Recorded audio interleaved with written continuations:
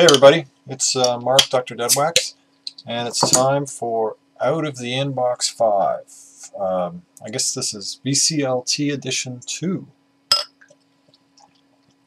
Alternately, we could title it 5 Reasons Why the VC Doesn't Suck.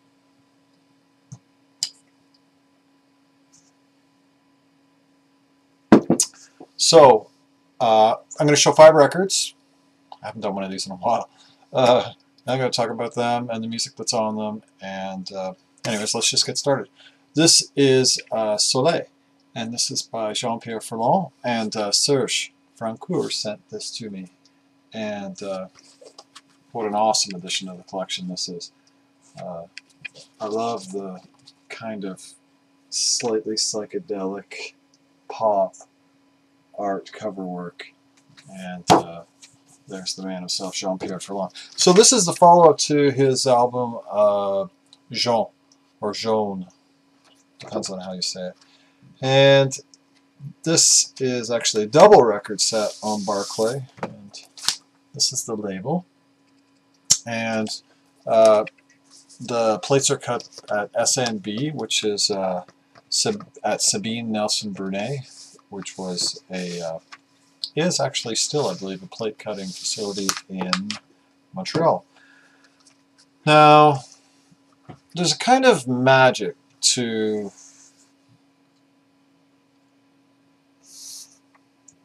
cheers everybody. There's kind of magic to Jaune that I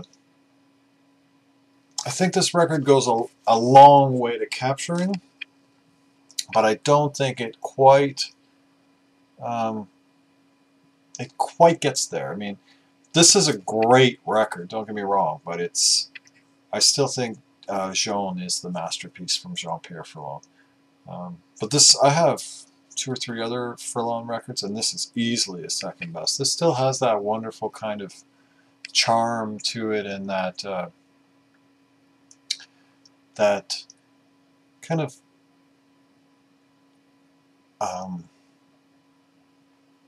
psychedelic pop, slightly proggy world that was in Montreal and Quebec in the mid-70s that was kind of like a holdover from the late 60s elsewhere. So I'm really thrilled to have this. It's a great copy, it's a great pressing, it's a great listen. Thank you, Serge. And I can't recommend that enough. I can't recommend Jaune enough. They're both great records from Jean-Pierre Ferland. Even the Virgin de Quebec, the Virgins of Quebec, that's also a great one. Here's another one. I showed this just recently. This is Basra by LaRoca, and I got this from Paul. And this is phenomenal. This is one of these Music Matters pressings, which is a 2x45 RPM release. And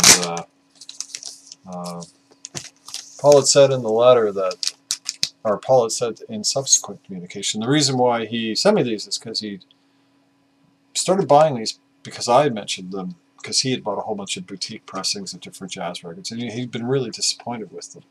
And he bought these and was blown away by them. And these turned out to be doubles that he had, because he bought a subscription to these, but he'd also bought some loose albums.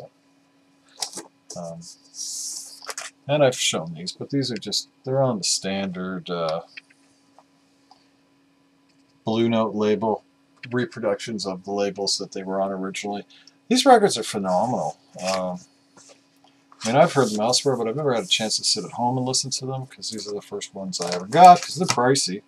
They're $50 in the US, but up here they're close to, well, they're typically 90, 85, 90, so I never bought any, because well, that's 85 other records I could buy.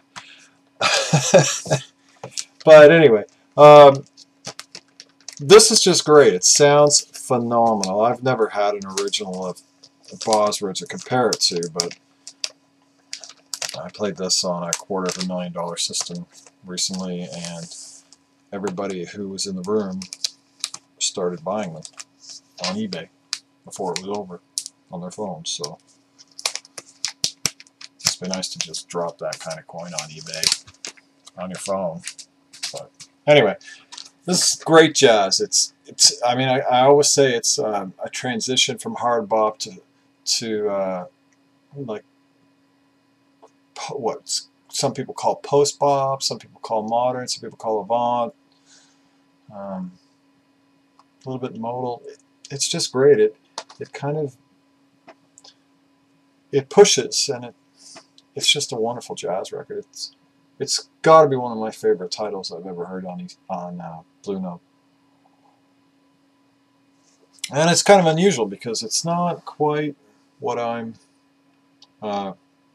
usually going for Blue Note. I'm usually going for more traditional hard bop. So Johansson on tenor sax, Steve Kuhn on piano, Steve Swallow on bass, and Pete LaRoca on drums. Just fantastic. Can't recommend that record enough in any form. Check it out digitally. Check it out on YouTube. Phenomenal. It's a masterwork. Next is Colin Walcott, Grazing Dreams, and I got this from Garner. I'd seen a video of his. I commented that this is one of the Colin Walcotts I've been looking for. I just love Colin Walcott. And he said, I listened to it and it didn't really work for me, so let me send it to you. And he did. And this was amazingly generous of him.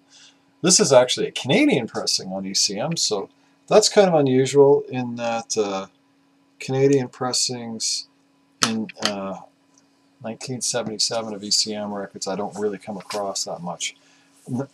For a long time our ECMs were pressed in the US and just brought across the border because the numbers that were sold here would be so small.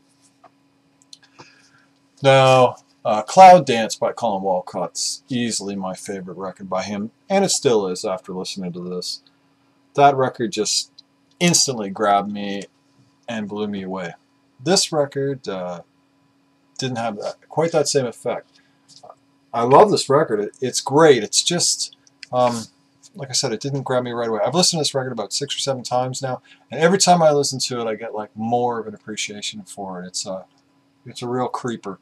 Colin Walcott on sitar and tabla, John Abercrombie on electric and acoustic guitars and electric mandolin, Don Cherry, trumpet, wood flute, Dusan Guni, Pale Danielson on bass, and Dom Romeo on barimbau, chica, tambourine, and percussion.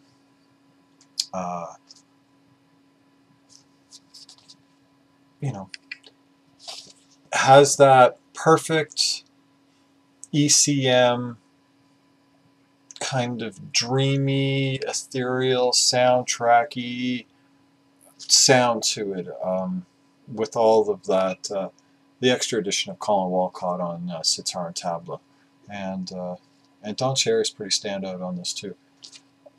I can't recommend it enough. You know, if you don't have Cloud Dance and you're only looking for one, or you want to start somewhere, I would kind of recommend Cloud Dance.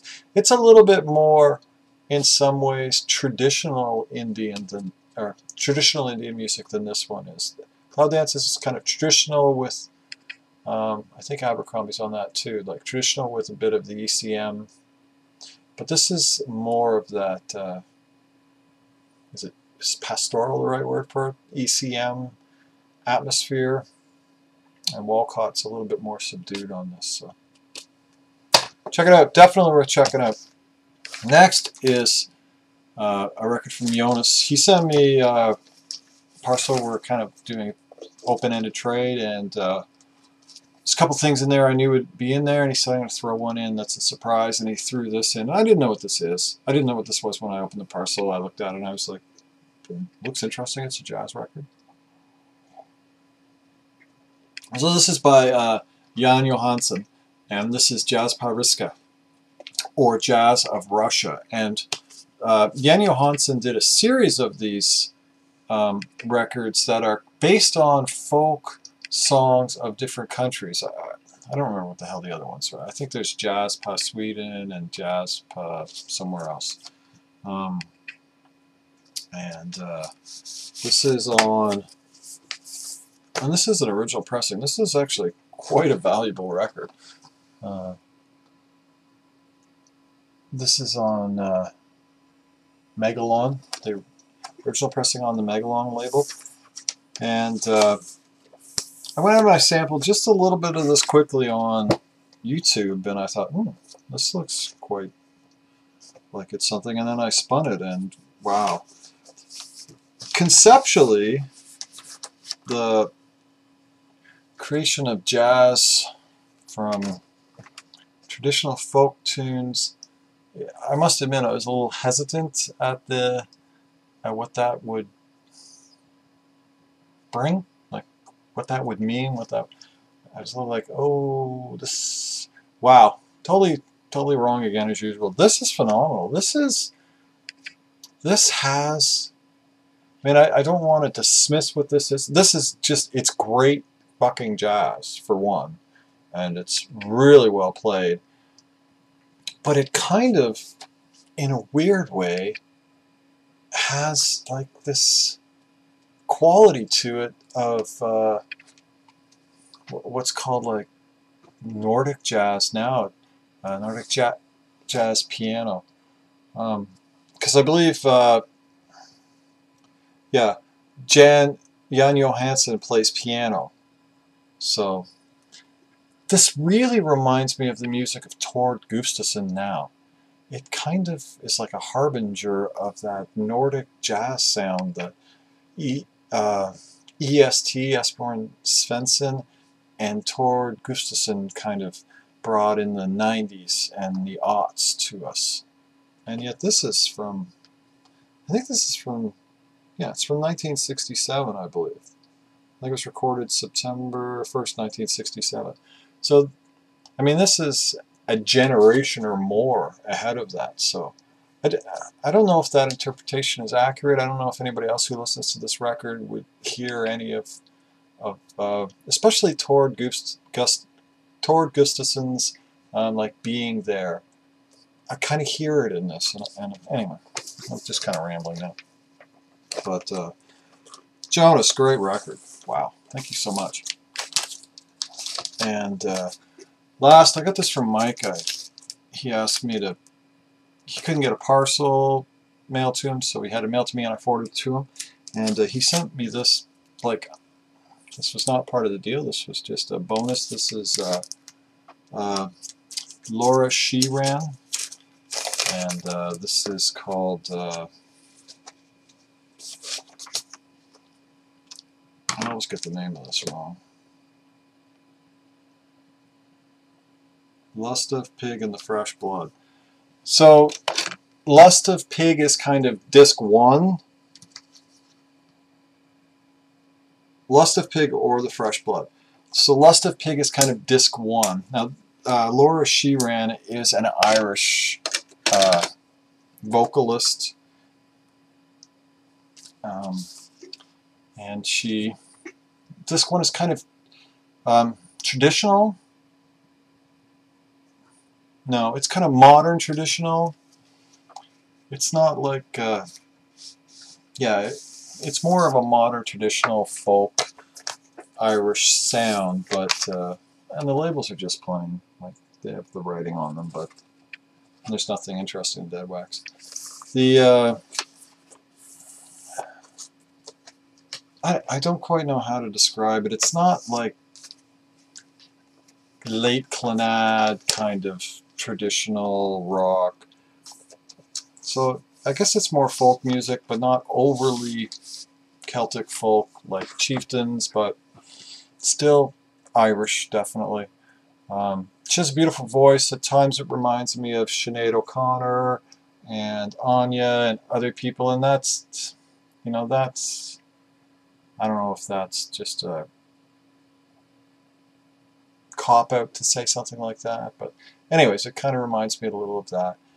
And she has this beautiful voice, and the record is really well recorded, and it's really well made, and it's really well pressed. So that's kind of that's kind of disc 1.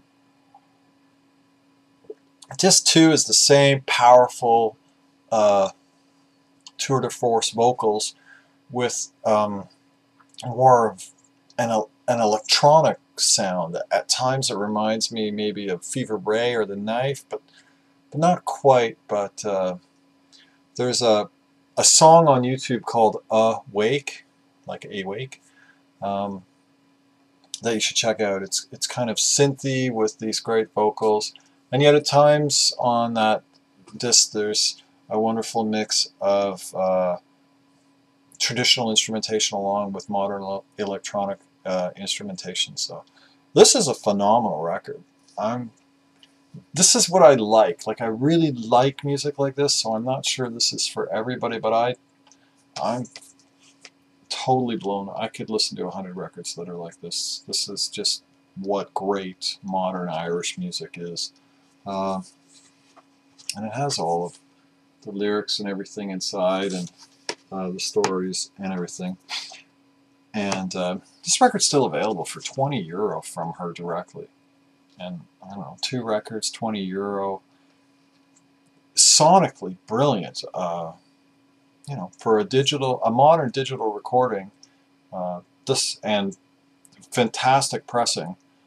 This sounds great. I was really blown away by how good it sounds. I can't wait to take it to a half decent system instead of just what I'm using. So I don't know.